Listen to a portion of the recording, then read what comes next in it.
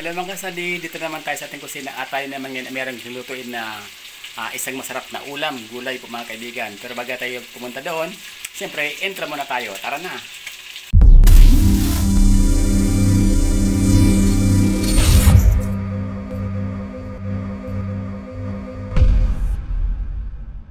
So ito na nga mga kaibigan, ako ay ginigisa ko na dito yung aking chicken, pork, and shrimp. Nandiyan na po dyan sa ano yan, pinapakulang ko na po siya.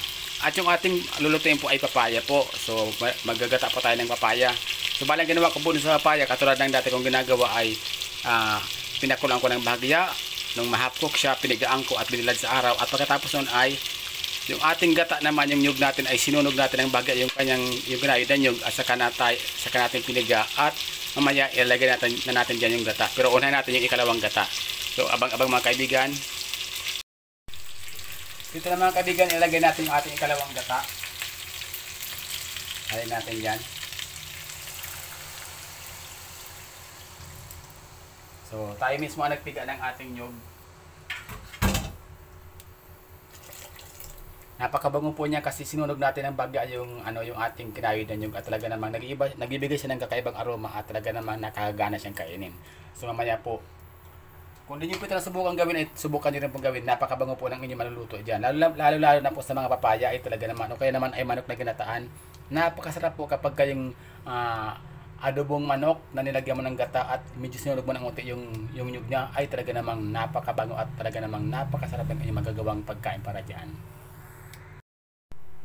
So hintayin lang natin na medyo kumulo yung ating gata bago natin ilagay yung ating papaya na binilad natin, yung pinaarawan natin kanina. So ayan, nakita nyo naman kumukulo na yung ating gata at maglalagay muna tayo ng Knorr chicken cube. Knorr, baka naman.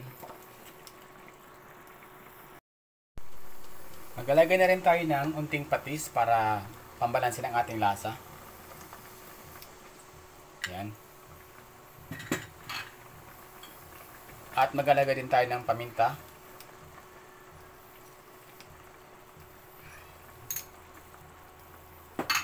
At syempre, ihahalo natin. At pwede na natin dito ilagay yung ating papaya. So kukunin na natin ang ating papaya. So ito na nga po ang ating papaya na binilad. So ilagay natin siya dyan. Ilagay na natin para maluto na siya. So kakaiba po kasi ang aroma ng papaya kapag ito ay binibilad. Tandaan po, hindi po natin dapat ito yung niluto ng dapat yung medyo maging flexible lang po siya para siyang goma na mababanat. So ganoon lang po ang gagawin natin at pagkatapos ay pigaan po natin at ibilad sa araw. So kapag kaluto-luto na po kasi di mo naman ipigaan yan kasi malamang madudurog na yung pagpinigaan natin. So yun lang po at kukontinue natin ang ating paghahalo. So after natin ihalo yung ating papaya, yan na po siya at hintayin natin na matuyo ang ating ikalawang gata bago natin lagay ang ating kakang gata mamaya-maya ng konti. Siyempre maglalagay din pala ako dito ng siling haba. So para meron tayong kunting anghang o kaya naman ay pampakulay sa ating niluluto, di ba mga kaibigan?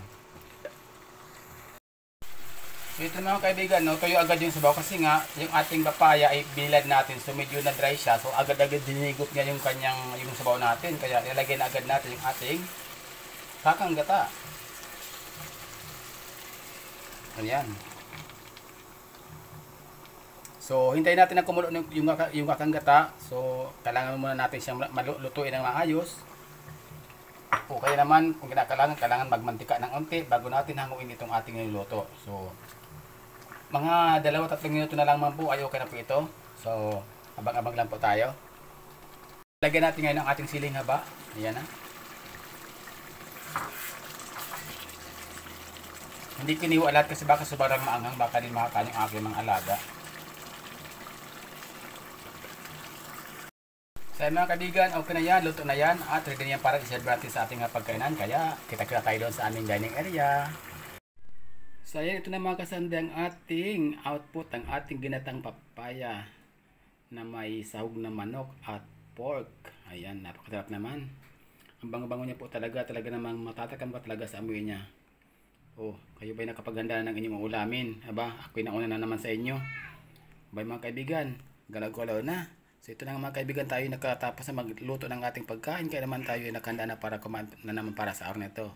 So yung mga di pa nakaluto dyan, kembot-kembot na at nang matapos na sa kusina. O siya, hanggang dito na lamang inyong host sa TVPH hanggang sa muli.